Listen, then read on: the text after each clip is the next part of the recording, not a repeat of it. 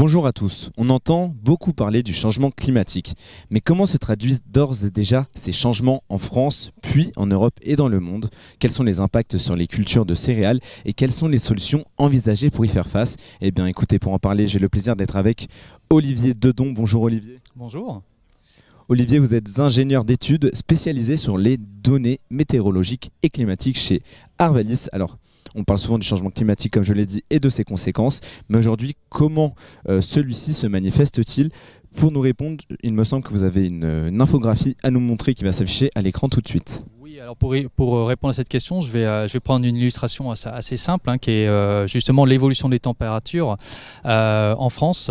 Et Météo France a annoncé qu'en 2020, les températures enregistrées étaient les plus élevées depuis le début des relevés, soit depuis l'année 1900. Donc, si j'ai bien compris, c'est l'année la plus chaude en France depuis plus de 100 ans. Donc ça, c'est pour la France. Et pour l'Europe, qu'en est-il ? Alors pour l'Europe, on a le même constat. 2020 est également l'année la plus chaude jamais enregistrée, qui a détrôné 2019, qui était auparavant l'année la plus chaude. Et on note également le même constat au niveau planétaire. 2020 s'annonce également, et c'est pas s'annoncer, mais est également l'année la plus chaude jamais enregistrée. Et tout ça milite quand même on voit bien qu'on a une accélération importante du phénomène de réchauffement depuis quelques années. Faut bien voir que 6 des années les plus chaudes sont toutes postérieures à 2015, donc ça montre bien cette amplification du phénomène. Et on ne sait pas trop ce que l'avenir va nous réserver, mais a priori ça devrait continuer à s'amplifier. Olivier, est-ce que l'augmentation est la même partout dans le monde ? Alors non, le réchauffement n'est pas homogène sur l'ensemble du globe. À titre d'exemple, sur le XXe siècle, on a un réchauffement de l'ordre de 1 degré au niveau du globe, alors qu'au niveau de la France, le même réchauffement est de l'ordre de 1,5 degré. Donc ça montre bien ce côté inhomogène du réchauffement. Très bien. Et est-ce que l'augmentation des valeurs moyennes est la seule conséquence du changement climatique ? À côté de ces valeurs moyennes, ce qui va surtout être pénalisant dans le changement climatique, ça va être l'augmentation de la variabilité.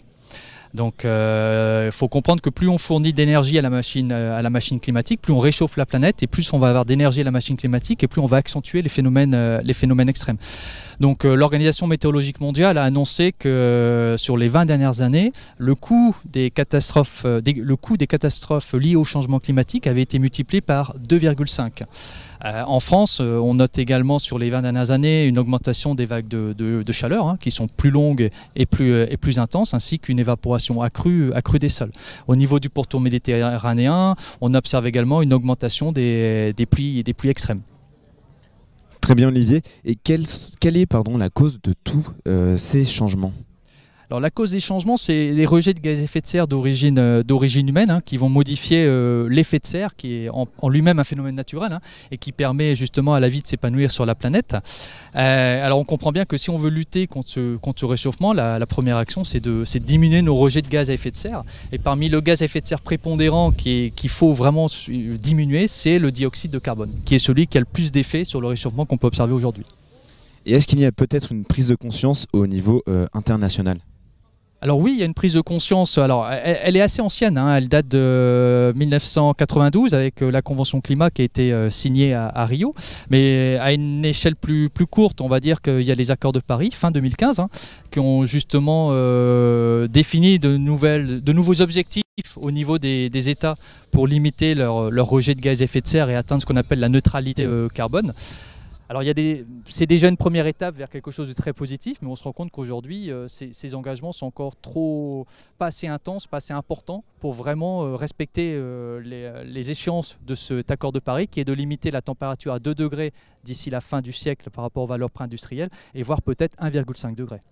Le travail est encore long avant d'arriver à cet objectif. Merci beaucoup Olivier Dedon, c'était très clair. Nous allons maintenant parler des conséquences de ce changement climatique. Pour en parler, je retrouve tout de suite Jean-Charles Desvoort. Bonjour Jean-Charles. Bonjour. Jean-Charles, vous êtes ingénieur d'études également chez Arvalis et vous êtes spécialisé sur la réponse des céréales au stress climatique. Alors quelles vont être les conséquences du changement climatique pour les cultures? Et comme votre collègue pour nous répondre, il me semble que vous avez une petite infographie qui s'affiche tout de suite à l'écran, donc je vous laisse répondre. Effectivement, donc le premier élément, comme on l'a mentionné, hein, le changement climatique se manifeste par une hausse des températures. Donc la hausse des températures sur les plantes, ça va engendrer en premier lieu une accélération du cycle. Donc les stades vont être anticipés. Et donc ça va avoir des impacts finalement assez différents en fonction des espèces auxquelles on s'intéresse. Par exemple, sur du blé tendre, on va avoir une épiaison et une récolte qui vont être anticipées, mais elles vont être légèrement anticipées. Ça va néanmoins nous permettre d'éviter, par exemple, les gros coups de chaud qu'on peut avoir en juin ou en juillet. Donc on parle d'esquive.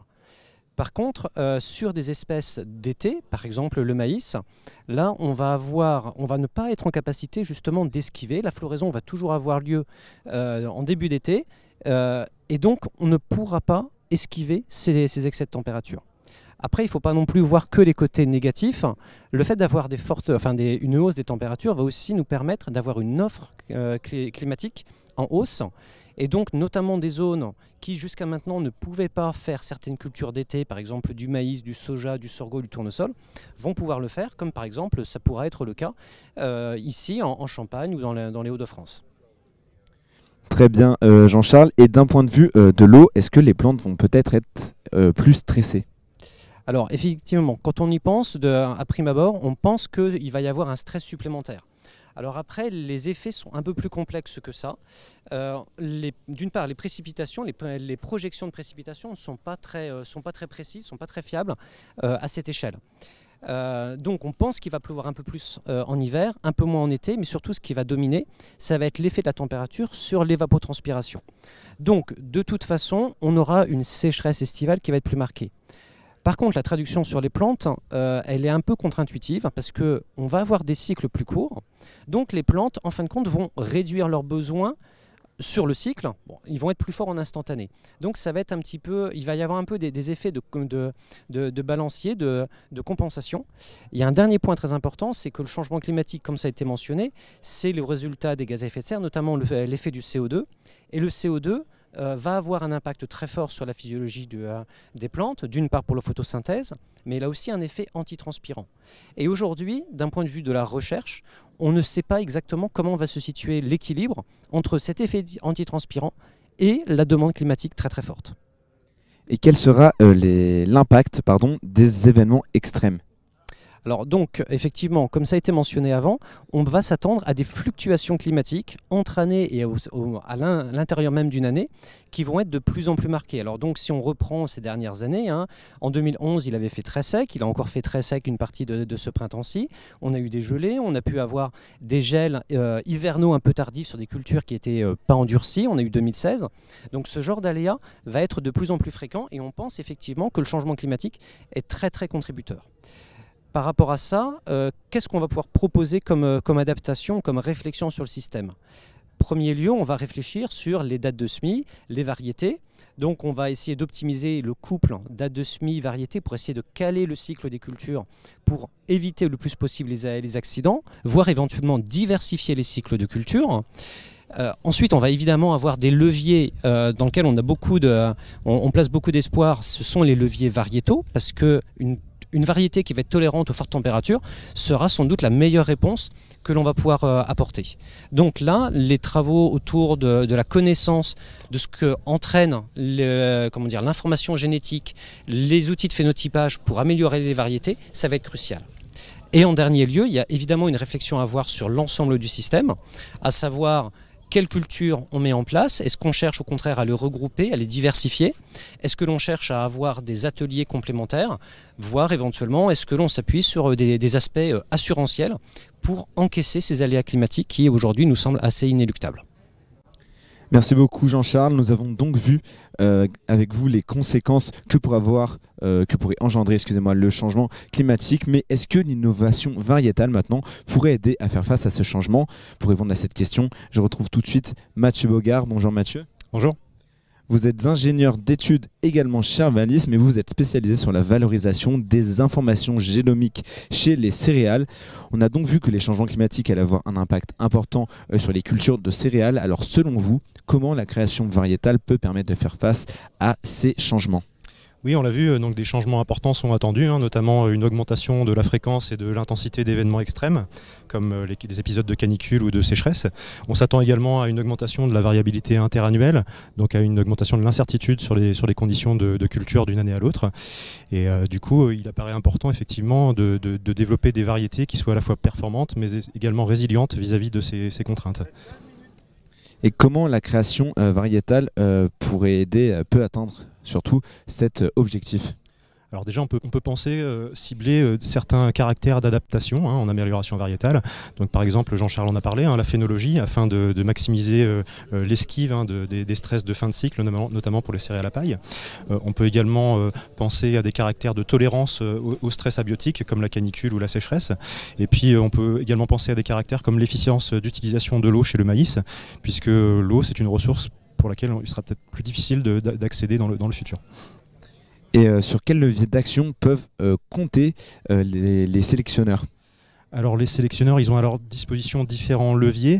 Alors en premier lieu, et ça c'est pas nouveau, c'est l'exploitation de la variabilité, de la diversité génétique, avec l'utilisation de ressources génétiques au sens large, donc des lignées de sélection, mais éventuellement également des variétés exotiques, ou voire même des espèces apparentées avec la création de blé synthétique.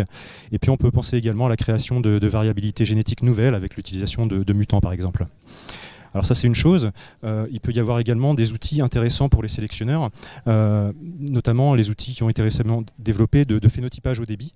Donc ce sont des outils qui sont basés sur l'utilisation de capteurs, de caméras RGB, de caméras multispectrales, et qui peuvent permettre de suivre un très grand nombre de parcelles simultanément et ainsi de baisser les coûts de phénotypage, ce qui est vraiment un frein pour les sélectionneurs.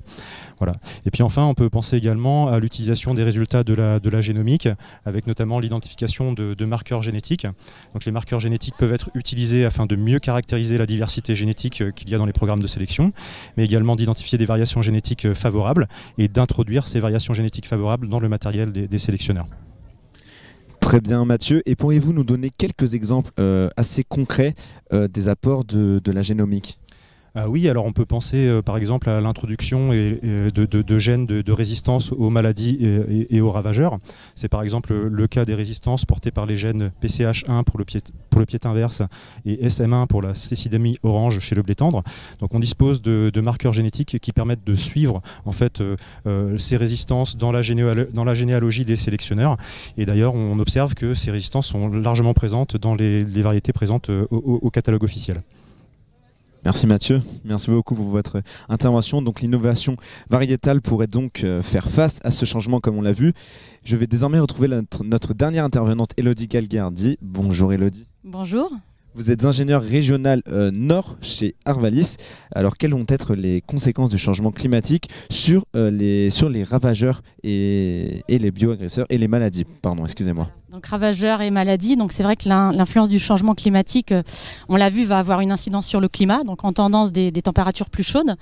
Donc on pourrait imaginer de manière intuitive avoir un risque accentué, en particulier sur la pression ravageur, puisque le facteur thermique est quand même le premier moteur de développement de la présence des différents ravageurs. Mais c'est vrai que c'est en même temps beaucoup plus complexe, il y a beaucoup d'autres interactions, alors avec les variables climatiques autres, telles que la pluviométrie, l'hygrométrie, mais aussi une interaction avec l'itinéraire culturel porté par l'agriculteur, donc ses choix dans ses dates de semis, dans ses interventions, dans son travail du sol, qui peuvent également avoir une interaction sur la synchronisation en fait, des phases sensibles de la culture vis-à-vis de la présence de ce ravageur et donc des risques de nuisibilité. Et puis en dernier lieu, il y a quand même, on l'a dit, le premier facteur de l'évolution climatique, c'est avant tout plus d'aléas, plus d'extrêmes et donc une plus grande variabilité. Et donc c'est très difficile finalement à prévoir. On va avoir beaucoup de cas de figure et certainement une grande variabilité interannuelle avant, on va dire, un changement massif qu'on pourrait prévoir et modéliser au préalable. Et pouvez-vous nous donner des exemples du côté des ravageurs ou des maladies, donc des exemples? Voilà, donc quelques exemples pour illustrer ces propos. Donc on l'a dit, la tendance de fond, c'est des températures plus chaudes, des précipitations peut-être un peu moindres au printemps, surtout l'été.